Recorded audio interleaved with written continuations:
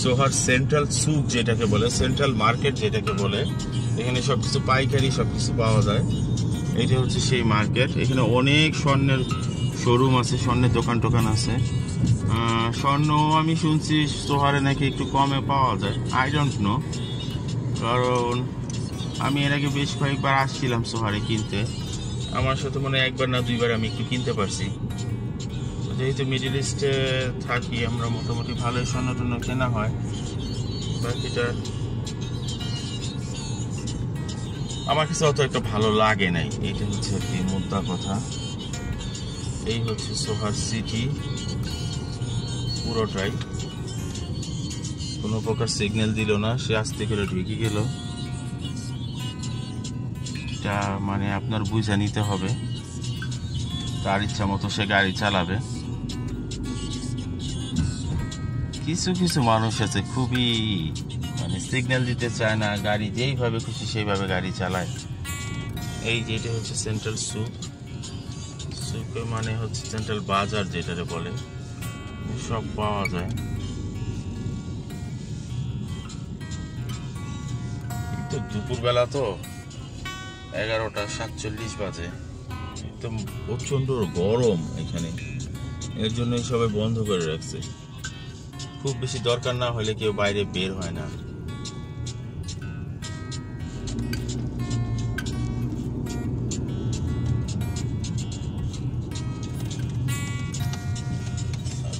দেখি ফাঁকা একটা রাস্তা চলে আসলাম। এনি অবশ্য মিনিস্ট্রিতে গেছে, আমাদের মিনিস্ট্রি। দেখি ওরে যাই পিক করি। সব মিনিস্ট্রি এরিয়া এখানে চারিদিকে। মাশাআল্লাহ, মসজিদটা তো খুবই সুন্দর। এই মসজিদটা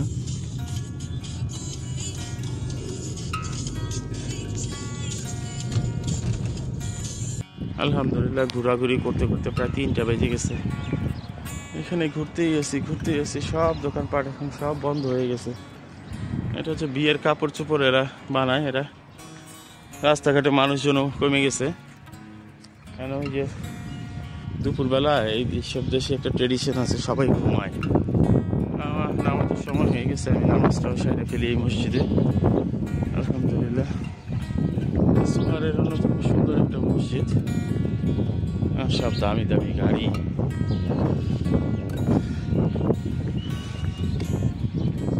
সব দোকানপাট বন্ধ, রেস্টুরেন্ট বন্ধ। এইগুলি এরকমই করে, রোজার মাস থাকলে সব বন্ধ করে রাখে। এখানে একদম ফাঁকা রাস্তাঘাট, কোনো গাড়ি টাড়ি নাই, সব রেস্টুরেন্ট বন্ধ।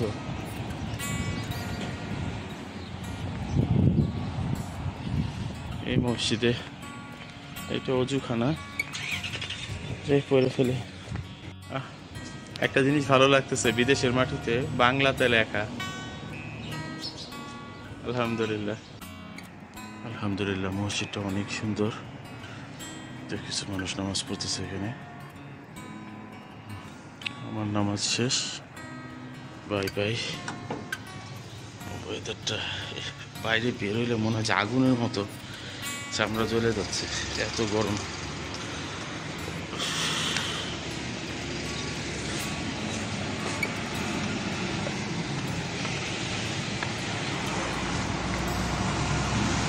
অনেক বাগান, পুরা এই সোহার আর সাহাম শুধু বাগান আর বাগান।